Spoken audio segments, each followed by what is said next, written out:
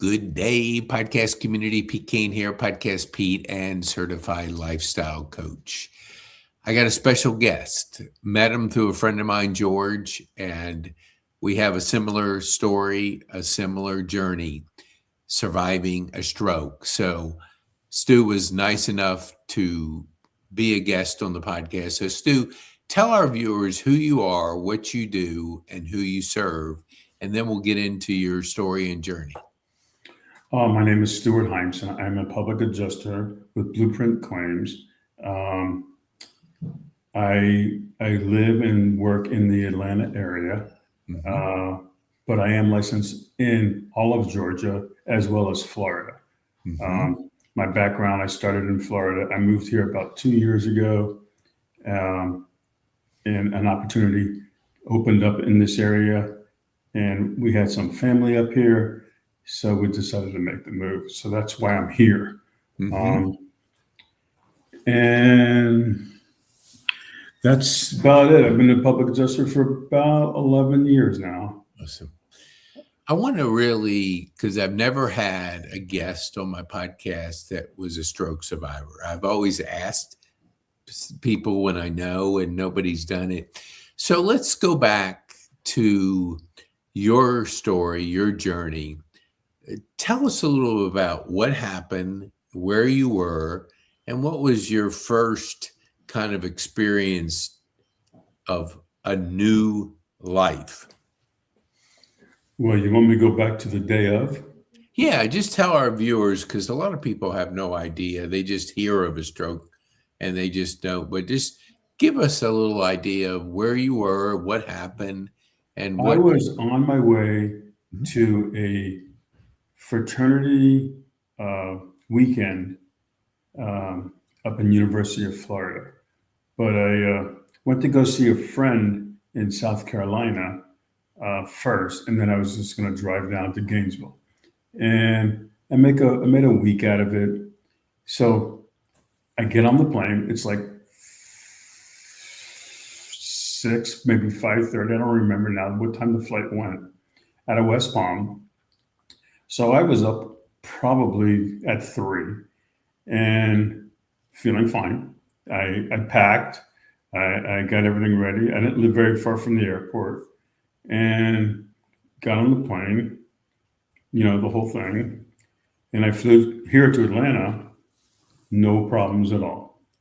And it was from Atlanta, my connecting flight to South Carolina, that I started feeling a tingle or a throbbing kind of not a pain. It was just a throbbing kind of a feeling in my right arm.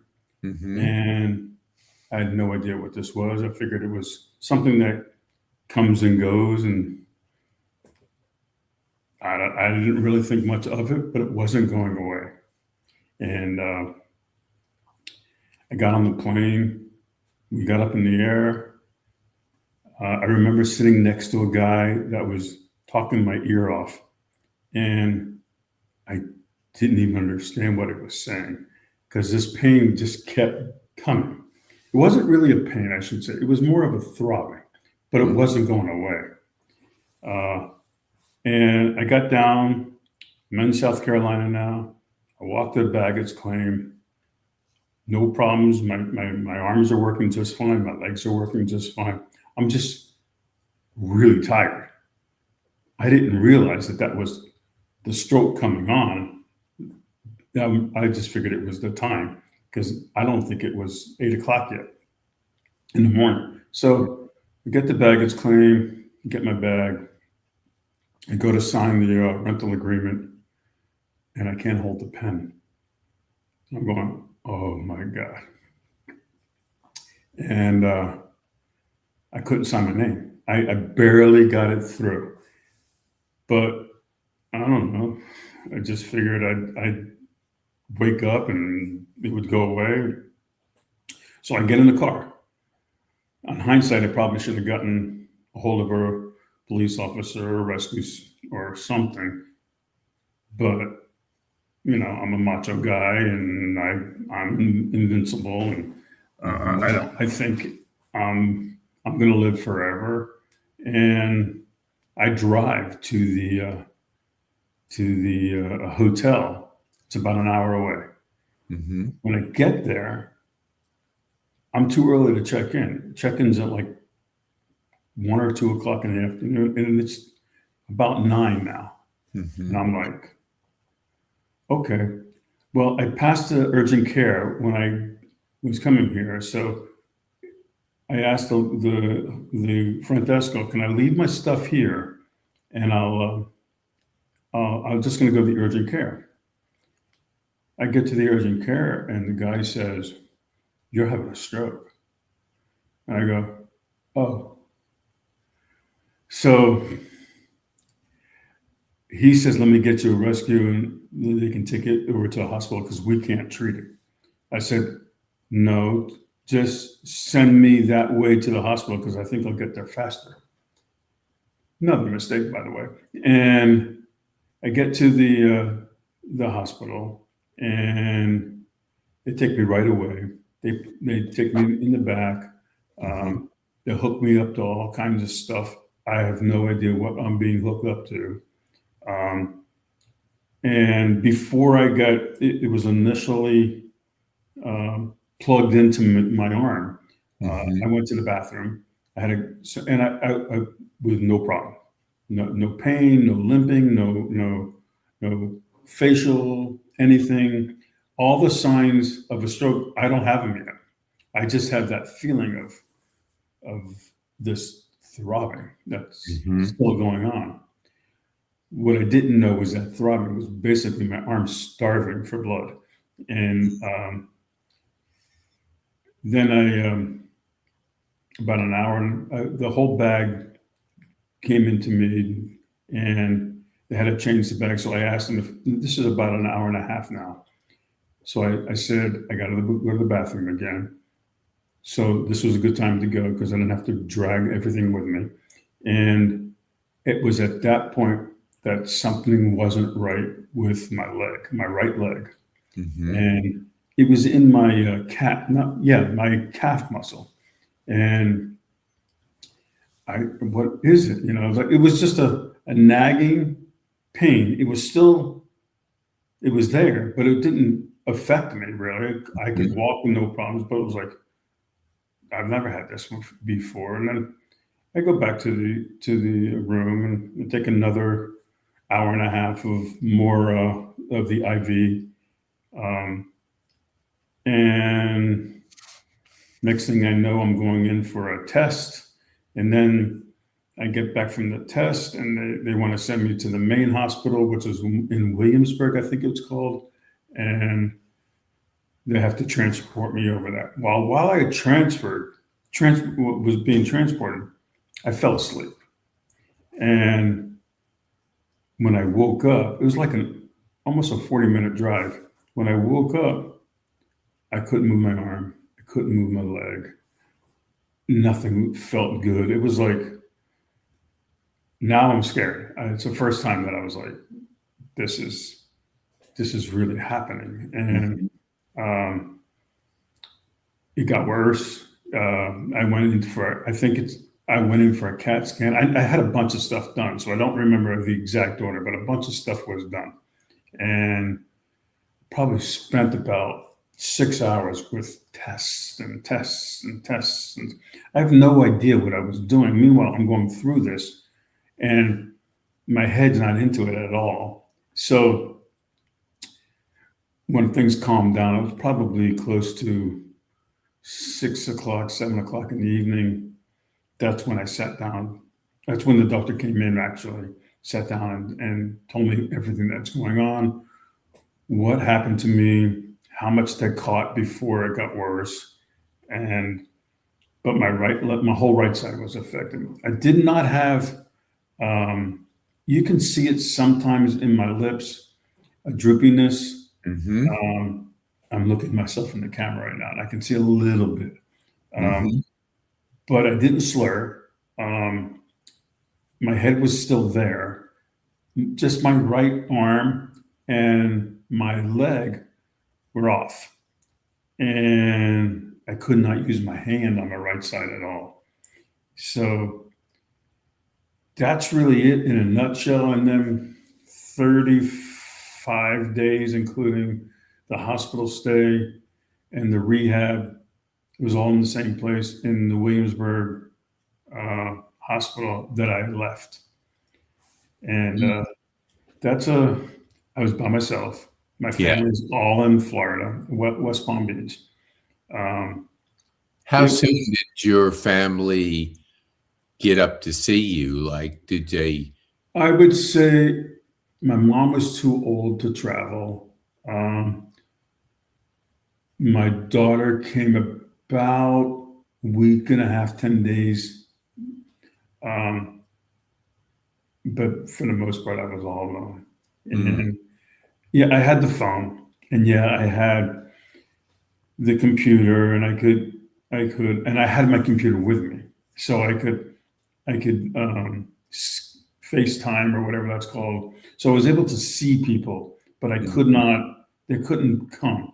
Um, um, my fiance did come up, and she was there for 2 days, mhm. but she had to go home. She had to go to work, and there was really nothing she could do or I could do. Yeah. And just How soon was it that you got back to Florida? After the 35 days? yeah, it was about that time. The doctor had told me, it's time to go. We've done everything we can, uh, Mhm. and I worked my way to be able to get in a car. Somewhat try to do all these things on my own. It was just like a like a course, like a 2 day course of how to dress myself, Yeah. how to put my shoes on. And, I was right handed at the time. Mhm. And so everything about my right side is what I lived off of. And now Yeah. I don't have a right side. I can't write. So while I was in there, I was literally taking a first grade writing book and learning my letters. Mhm. And it's the weirdest thing because my father was lefty, and I always used to write my name lefty because he always wrote his name. Mhm. So I had some writing skills, but to this day, if you ask me to write the alphabet, it could be two different alphabets. By the time I'm finished writing it twice, they don't look the same. So What did um, you have after your 35 days? Were you in a wheelchair or did you have a no, brace on? I was I was in a wheelchair to transport me. I could walk, but I did remarkably good for a stroke victim. I was able to, from day 5, I guess, when I started my rehab, my therapy, to the day I left, I was getting, I would walk maybe 10 steps. Then maybe the next week I would walk 20 steps. Mhm. Um, Being tired was really the hardest part because, Mhm. um, as you know, it's tough. You get all these other effects that you don't even know that it's coming. Yeah. By the time I got to the airport, I did have to take a wheelchair to the gate, but I Mhm. did walk on the plane. They brought me to the plane, but they can't take a chair inside. So they could have carried me, but I said, no, I'm going to do this on my own. It's like the competitive in me, Yeah. competitiveness. So it's really, it's hard because you don't want people looking at you. Yep. And you want to feel like a person. And so it was difficult. I did get on before everybody else, so I had the freedom of not bumping into people. And Mhm. that's my biggest fear, even today, is crowds. Mhm. The because I know what I can and I can't do, and I can't blame anybody around me Yeah. for their. I don't know what they're going to be doing. in the next 3 seconds. Yeah. And they could stop, they could turn around, they could hit me without realizing that they're doing any damage. But, Yep. you know, I could fall. I've probably, in the 7 years now that I've had this stroke, I've probably fallen 3 different times, but none seriously. Once was at home, one was outside, I was walking a dog, and another time, but nothing like serious where something hurt, something got damaged. What do you think, like when you were in that first year of your surviving the stroke, when was it that you started kind of your journey to working or somewhat normal part of your life? Well, I was fortunate enough to have a little bit of money behind me. So I was able to heal and not be stressed. But as the days went by and the months went by, I was starting to get low on my funds. And now I had to go back to work. So, and I was tired of sitting at home watching TV. And, but I needed that time, you know, I needed that time to learn how to do the little things you don't think about. I mean, shaving, brushing your own teeth, your hair, taking a shower, you know, even going to the bathroom. These are all things I had to learn again. And I don't wish this on anybody, not even my worst enemy. I don't wish this, because it's like, I'm a 57, I was 57 when it happened. So a 57-year-old man, basically in a child's uniform, and you're all alone. I don't care what anybody tells you, you're all alone. You're fighting this on your own. Yeah. Nobody knows what you're doing. You're like the first person I even talked to about a stroke. So I actually, when I got home, I was telling my fiance, I was like, it was actually really cool to talk to somebody who's literally going through what I'm going through. And almost at the same time, I think you said it's about 7, 8 years for you. I can't remember what you said, but it was a long period of time. And you know, it's the new Stu. You know, that's the way I look at it. Yeah, it is totally new. And what do you think it taught you about resilience? I mean, you're dealt a stroke card. It's completely different than anybody will ever imagine, because you're having to live your life with different physical challenges. First, tell us, did you ever have mortality motivation? Like, I'm glad to be alive and I'm going to take the cards that were dealt me and deal with it? Or was there a mental part of that transition that you struggled with? Well, it's a transition. So, you know, yeah, you could say, and everybody is different. We talked about what you and I went through, but it really depends on where you are, I guess, in your mental stage. But something happened to me. I knew that. You know, the guy who could do whatever he wanted, whenever he wanted, however he wanted to, was not the same guy I was looking in the mirror. And now I needed help. And I tried to do everything on my own, but some things I needed help with. You know, I mean, I couldn't even dress myself in the beginning. And I've learned how to do that, obviously. And I do have to plan. Like for today, I had to get up at 6 o'clock in the morning because I knew I had everything to do. I couldn't just get up and go. I have to get up. I have to I just have a routine of how I have to get up. So everything is planned. The day I was never a planner. I just kind of flew off the seat of my pants. And you know, then I dealt with,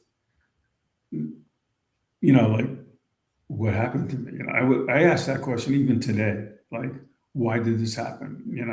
And there's two ways to look at it, and I choose to look at the bright side instead of the dark side. And Mhm. yeah, um, you know, this is what I'm dealt with. This is what I have. And I know you know this because you're still surviving going through this. But look, I played golf probably twice a week, 8 handicap. I love playing golf, Mhm. and I can't play anymore. I couldn't drive a car at first. I learned how to drive a car, but I have to use 2 feet. Um, Mhm. I can't rely on my right foot. My right foot can do the gas, but if I ever had to get to the brake, I didn't trust myself. So now my Mhm. left foot is my brake, and so every day got better, closer to normal than where I was from day one. Um, and there's a gap. There's a gap where I used to be, obviously, and where I am now. Mhm. But you know, I could look at it two different ways. I could be done, or I could just deal with it. Yeah. And I'm not a quitter, so I have to deal with it. What do you think's the most misunderstood when it comes to strokes and the physical challenges that stroke survivors have to go through? What do you think is misunderstood by people out there the most? Well, that's a really big question because it all depends on how far along the stroke went and how far that is going to hurt you. Mhm. So you roughly have around 3 hours before it becomes permanent damage. And I was right in the 4 hour mark when I finally got to the hospital. So I have some damage. Um, but I think I told you this when we were sitting and having lunch. There's a good thing and a bad thing. There's a reason why I had to get up at 3 o'clock in the morning. If I had a normal morning where I woke up at 7, 8 o'clock, and I might not be here today because that stroke was coming regardless of where I was, or Mhm. maybe got it a little enhanced by the airport and the pressure, by the airplane and the pressure. Uh, so maybe, but let's just take the way it was. And 7 o'clock is when this basically happened. And I would have still been sleeping. Mm. So I could be a lot worse, Yeah. and so I want to look at it instead of half empty. I always look at it as the glass is half full. And Yeah. um, I decided to go back to work. Um, at first, I had somebody with me who would drive me um, and do some of the work for me. I had to hire somebody to do that. Mhm. But eventually, I got back in the swing of things, and it was about 6 months before I really got going again. I think Mhm. it happened. I know it happened. It happened October 15th. I think I was back at work full time around this time, April or May of the following year. And of course, when I talked to you about this as well, that April or May was COVID year at the beginning. Really? Um, so this is going to sound really weird, but everybody stopped. Everyone had to slow down. Yeah. Everyone's life changed. Yes. Believe it or not, that stoppage, that slowness, that change helped me. You Yeah, know, I can believe that. Yeah. because now I'm still on the same playing field as everybody else, talking on my computer, Yeah. not having had to drive, not having to do anything. I could sit at my desk in my house, and I was just as equal as any other adjuster in my Yeah. firm. And fortunately, my head was still there, although depending on who you talk to, I don't know. But yeah, so it helped me get back to where I could start to work again. And so COVID, crazy as it sounds, and it's wrong, but at the same time, the world slowed down, Yeah. and I needed that time anyway to catch up. And we kind of met in the middle, and then I just took it from there. That's interesting because we didn't have that conversation. I was thinking 7 years, and I had it during COVID, so the world did slow down. Everybody that came to see, because it was in Atlanta, had to wear masks. So I was all through that whole process. But it was kind of interesting you say that, because life did slow down. And I think you're right. I know I had 49 days to think about life, and I didn't have to think about work, which I always did. I was pretty much a workaholic and played golf 5 days a week. And I would get up at 5 and work like a dog till 5. Then I'd go play golf. And so all that world was turned upside down in a matter of seconds. What do you think? I remember, because I grew up dyslexic and ADD, so I had challenges. So when the stroke came, it wasn't so much as a drastic change that because I remember when I first went to the neurologist, and she said, like, how are you doing? And I said, I'm doing fine. And she goes, no, how are you really doing? And it was like, this was another part of journey, because I went through depression, suicide. I went through a lot of cycles of stuff in my time. So this wasn't as drastic as maybe some people. Did you mentally, you had time to kind of get at a pace that would honor you. Do you now today, are you stronger than you were before the stroke? And are you able to handle things differently because of going through a stroke and being physically, your right side is different than obviously other people? Do you feel that you have come out of it stronger because of it? Well, you have no choice, by the way. And you could go left or you could go right. And I'd never had those. I was somewhat depressed, okay, but that suicide comment you just made, that never entered my mind. Mm-hmm. People around me who love me, and I never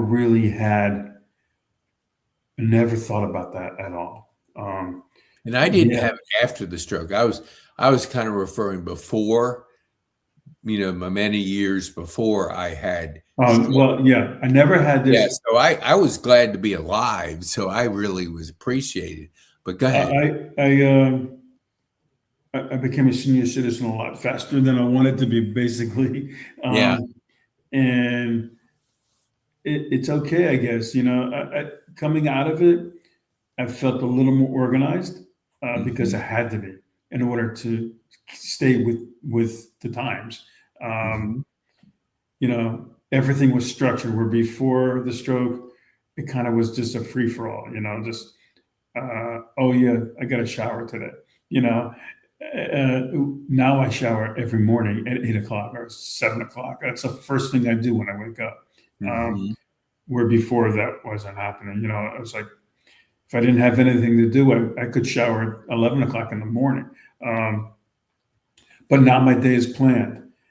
Where before I never really had a calendar, except for, my appointments. But I have to know when I have to take my medicine. I have to know when I have to eat. I know when I can't eat anymore, because everything gets affected. And yeah, so yes, I've become more organized because of it. Yeah. and it's probably a good thing. Yeah. Uh, and yeah, it's weird how you adapt because you Yeah. have no choice, Yeah. and No, so I you think, just do I had a person on my podcast a couple years ago, and he grew up, he first talked about PTSD, and he said, he grew up at age 5 in a concentration camp in Russia. And he talked about you can either be bitter or better, and you can grow from your tragedy, or you can wither. And he chose to grow. And so he said PTSD, growth. And I think I had more growth after my stroke, because you do have to figure things out, or, you're going to be miserable. So you learn how to do things like, shower and routine. I'm so routine now. I was okay at it, but now I have everything mapped yeah. out. You're kind of boring now, Yeah. and, Yeah. and Yeah. it's so weird because I literally go to bed every night at 11 o'clock, not 10:30, not Yeah. 11:30, 11 o'clock. I go to Really? bed, Yeah. I'm and earlier than that, but I have the same routine. yeah, but 8:30, like I'm asleep. I Yeah. never had a curfew before, but Yeah. and no one ever told me I had to go to bed at a certain time. That's just what I Yeah. do now, and um, it's just the routine that my body has to get used to, Yeah. and I think it's helped me. Tell us about your physical therapy back. Like, when did you start, and how long did you go through the physical therapy part with Well, a trained 30 therapist? days when I was still in South Carolina. So Mm-hmm. from the hospital, they have a rehab center. Mm-hmm. So I went right into that. And that's why I spent 35 days in the hospital. From there, I came back to my home in West Palm Beach, and I started therapy immediately, like maybe within a week, I started going. Uh, a friend of mine knew somebody that could take me, and they got me through the waiting list. And I was able to get it on real quick. Mm-hmm. That was I looked forward to it because it was someone to talk to, and I Mm-hmm. hadn't done that in 35 days, by the way. And uh, and that's the only person that I knew at the time that understood anything about what I was going through because Mm-hmm. of the training, not because she went through it, but because of the training she had. Yes. And so we spent probably 2 hours a day in it, but I would say an hour of that time we spent talking and just, like, okay, what's happened today? Where's your negatives? What's positive about it? Mm-hmm. And that really helped. And then, unfortunately, that got shut down by COVID, and Mm-hmm. they never came back. So I had to go to a local hospital, and it wasn't the same. It was at that point that I found this therapist that was stroke related. I went to her for almost 2 years, Mm-hmm. and she was great. And I really started to move literally and mentally. I felt myself getting better, and I don't know Mm-hmm. if that was just the time from the beginning or what she was doing, but I thought I had a shot at possibly writing again with my right arm, tying my own shoe, cutting my steak dinner, which, by the way, I still can't do.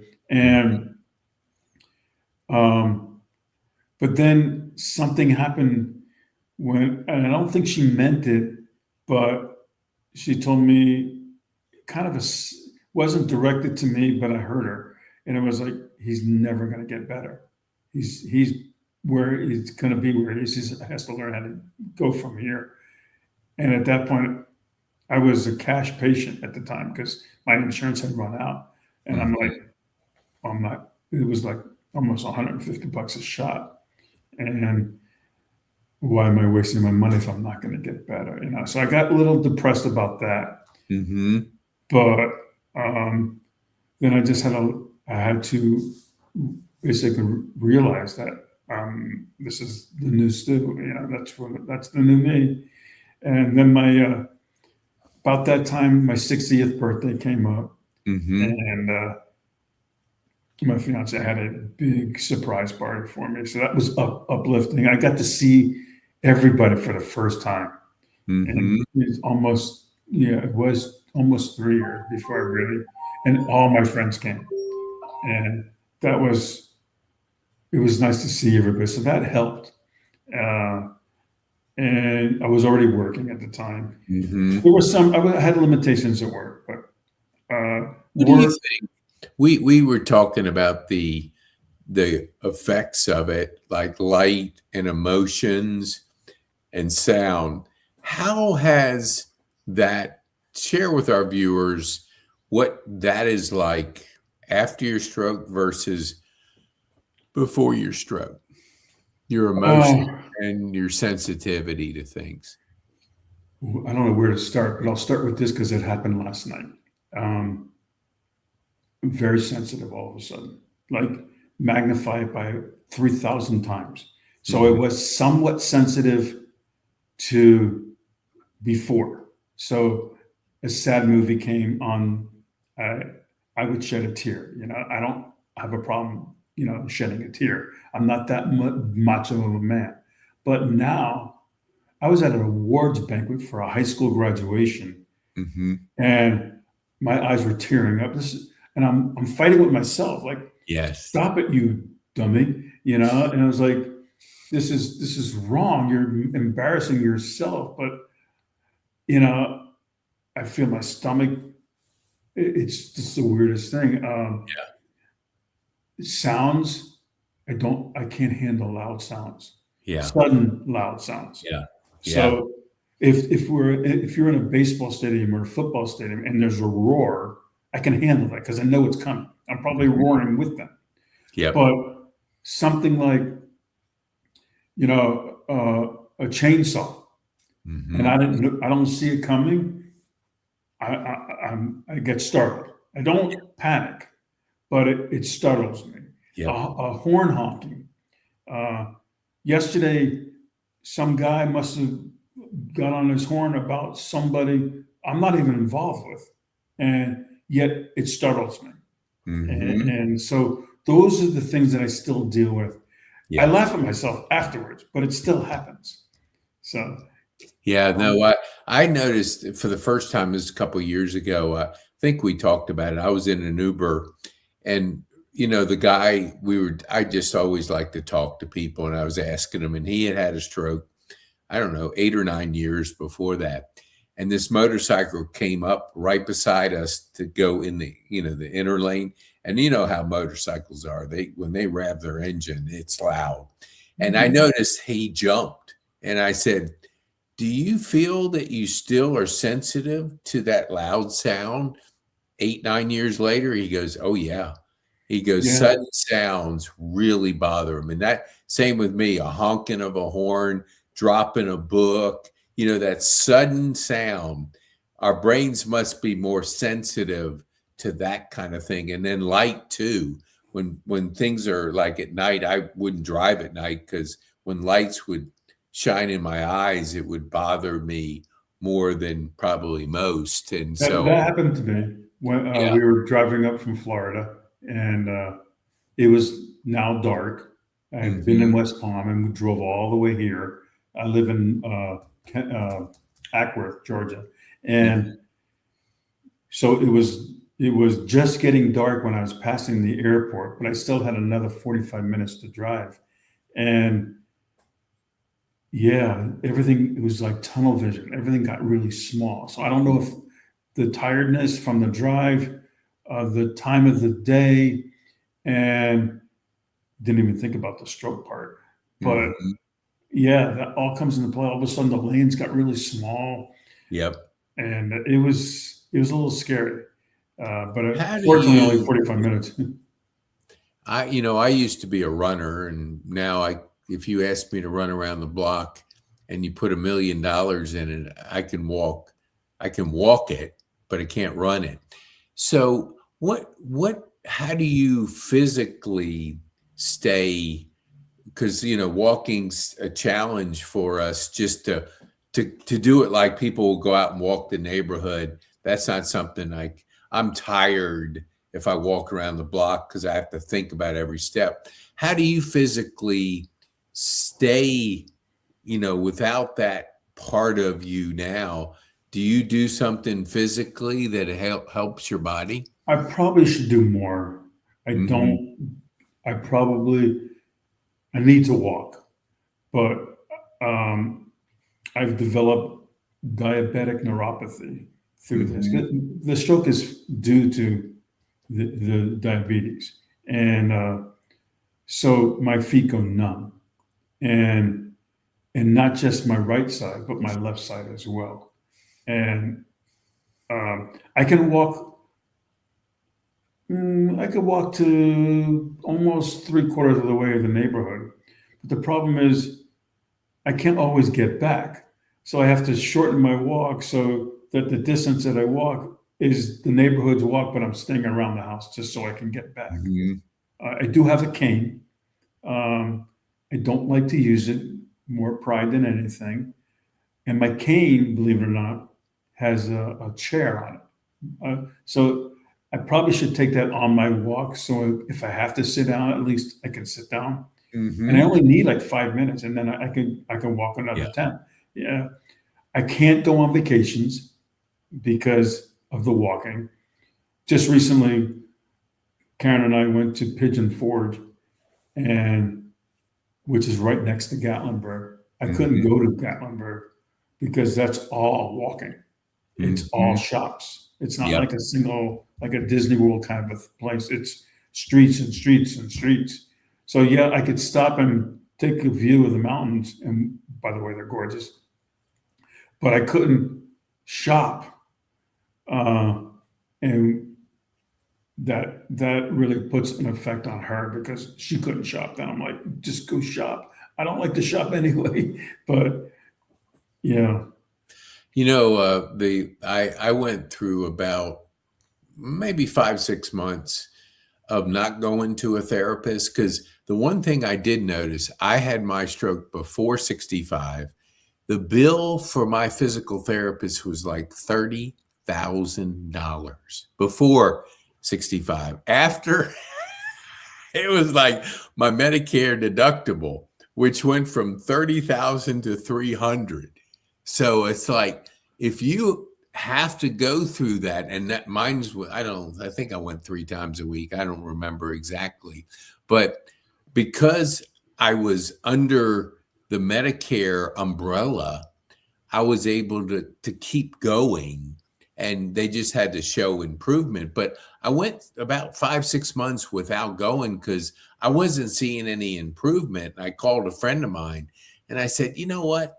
I don't see that I'm getting any better, and I'm walking. I got to think about every step I take. And so she called a neuro friend, encouraged me to go back. And I'm glad I did, because I do a bike every day. I go to the gym every day and I just cycle because I can't walk, but I can cycle. So I do get that exercise. And then I go every Wednesday for 2 hours, OT and PT. And the thing that bothers, I love the PT, but the OT, working with, the hand, mine's my left hand, it's grueling because you're doing things that the brain doesn't want to do it because it's not able to operate like it can operate. But what do you think when it comes to, like, when you're faced with today? Because I went on disability. I don't know what, it took me a long time. I had to shut down my business, which was digital. And I did podcasting, which I have to sit in I'm in a wheelchair right now, but I don't use it, but it's comfortable. And I used it, for a while. But all I have to do is talk. I don't have to go physically out there and work like I used to. So what do you think, like when it comes to the mental journey, what you're in year 7, what are you challenged with right now with your journey that you could share with our viewers that you're working through? Well, from a professional standpoint, I used to climb roofs. I used to be everywhere. I mean, my legs and arms were everything. And now I sit behind the desk. So that's been the biggest challenge. Hmm. Um, I kind of like sitting behind the desk, but I also used to like climbing my roofs. That was the physicalness that I needed. Um, but it's just life. It's a part of life, Yeah. and it's a journey that the man upstairs put me on, and there's a reason for it. I don't know the reason. Hmm. Um, I think I have a calling that I think I owe it, which is kind of why I'm doing this as well. Hmm. Is I have to get out what I know. Hmm. I'm not major league educated in guest speaking or anything like that, but I know something that most people don't. And I mean, anybody can have a stroke tomorrow. Hmm. That was fine, a day ago. And I think that's part of what keeps me going is just today. I was looking forward to today because if I can just help one person, Hmm. I've there's a reason why I'm put on this earth, and the reason why I have this stroke was to be able to get to that one person. I hope it's more than one person, but you never know. You never know. So I have to do more of that by going to the hospitals and seeing the stroke ward or row or what floor, Hmm. and just talking Yes. and uh, telling them it's never going to be the same, you Yeah. know, Yeah. but you'll get through. Yep. And that's what I had to learn that all by myself, by the way. Yeah. And it's tough. It's really tough, really, really tough. I remember being in the hospital and I took a walk. I took a ride in my wheelchair. Hmm. I went outside for the very first time in like Yeah. maybe 25 days at that point. Yeah. And I was just so happy to be outside. And Yes. I took that all for granted, obviously. Yes. I lived in sunny South Florida. That's all we had was great sunshine. And I did go through a cold spell because it happened in October. So Hmm. I didn't know what cold weather was. Fortunately, it didn't snow, but I did see snow finally last year here.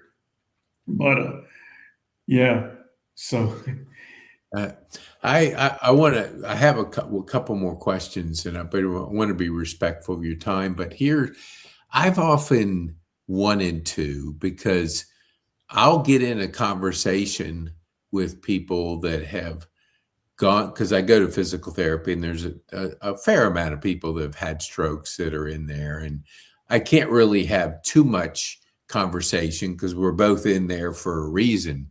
But I have had some, and people, don't really know what that journey's like, and they're so like they don't really share it because people won't understand it.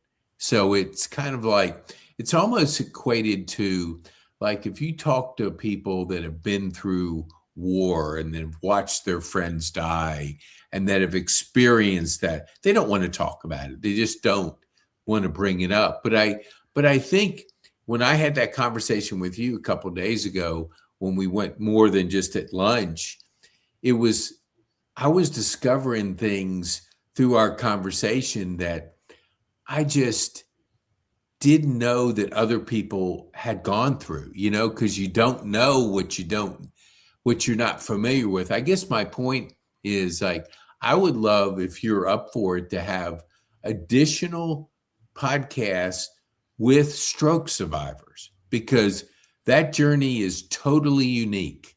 You're now dealt cards that you've never had before. You can't like say, hey, give me another set of cards. You got to learn how to play them. And Yeah. just like golf, my friends say, hey, let's go. We're going to go on a golf trip. I think I told you, I fell asleep after 9 holes because I'm just absolutely wiped out. Yeah. We used to go on Just golf. 9 holes. And so I love golf. I played 5 days a week. I played all the time. Now I haven't played in probably a year and a half. I mean, I played 9 holes. What do you miss most about golf? Because people, when they don't play it, it gets out of their system. But, being a golfer and a single digit handicapper, what do you miss about this sport? There's so many things. I mean, literally getting up, spending 4 hours away from everything. That's probably the biggest one. It's just hitting a ball down the road, and you go chase it, kind of like what Robin Williams in his little skit said.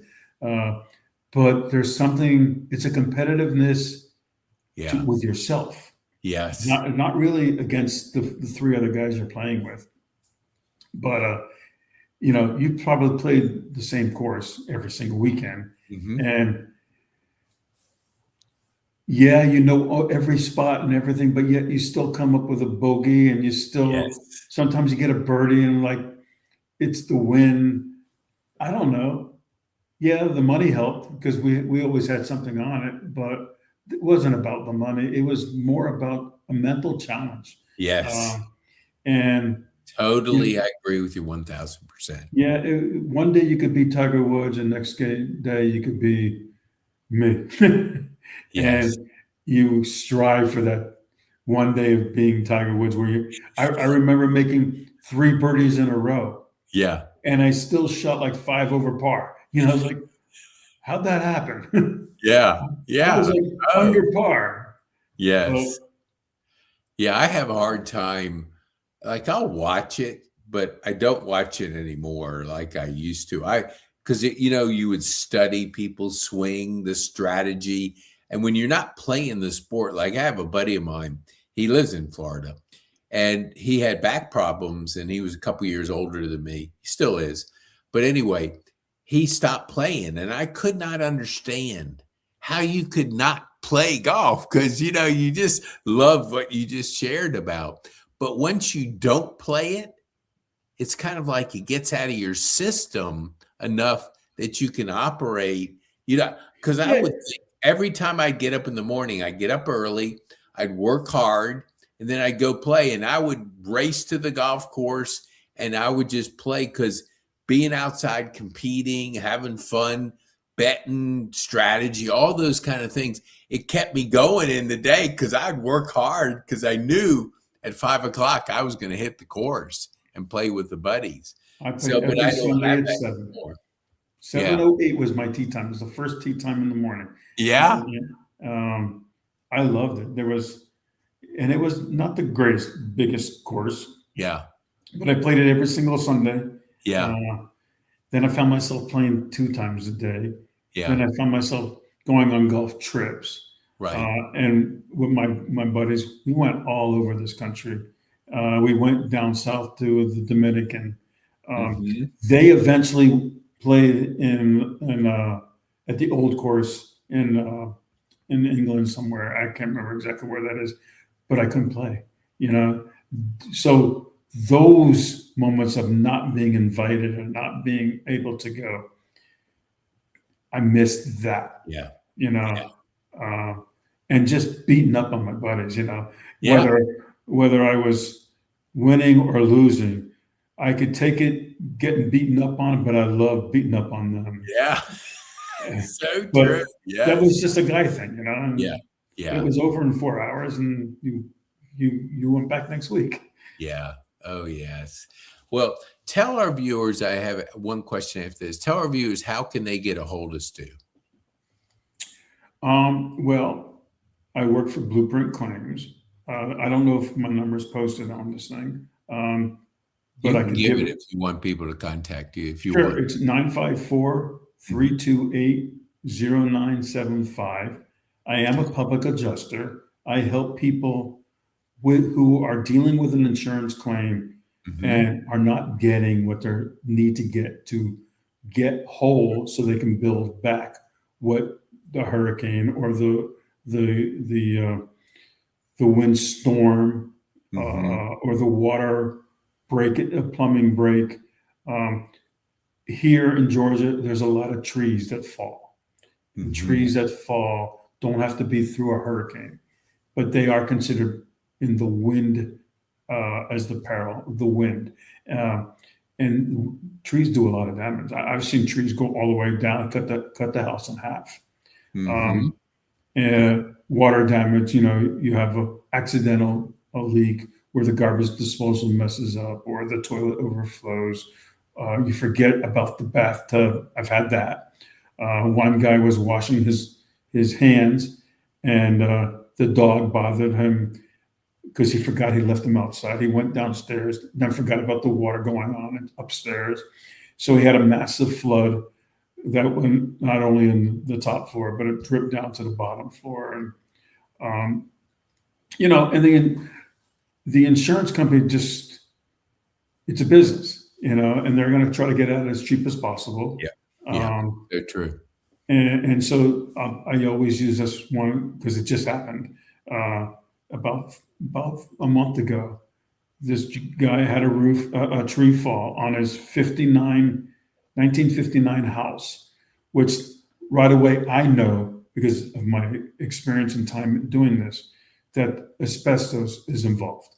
They stopped making asbestos in the late 70s, but 59, 100% asbestos. So the insurance company didn't bring it up. So he got $13,000 from the insurance company. And although the claim is not closed, we're up to $60,000 already. So I believe I make an impact. I get you results. And if they didn't have me, they would never have gotten they probably wouldn't have gotten to 20. Because if you don't prove to them that you need X, they're not going to volunteer it. And I could go on about stories about what I do. But basically, I am your advocate. I'm a firm believer, just what you said, hire professionals. You specialize in this. Get somebody that knows more than you do, that has an expertise, that'll fight for you and be able to give you what you deserve. And when you try to do it by yourself, it's a mess. You can go to YouTube and find videos and do a few things by yourself. But the first thing you do wrong is you call in the claim. And then you start talking, and you basically say things you shouldn't say, and you're already in trouble before you even hang up. And that's the first initial contact. So I'd like to get to the claim early, but sometimes I have to deal with some of the stuff that has already been said and stuff like that. But perfect example, it was in West Palm. I had a heart surgeon. He was a massive house. He was obviously very smart in what he does for a living, but he doesn't know a thing about adjusting claims. And he came out and suit and tie, and he was all professional, and I'm sitting here in my shirt here and my jeans, and I'm like, I don't remember exactly what he got in the beginning, but I ended up getting him about $50,000, significantly different than where he was, and he was very, very happy. And like he says, I got patients I have to deal with, and as I know, this is my house, it's my wife and my children are here. But I hired you because I can't do this. And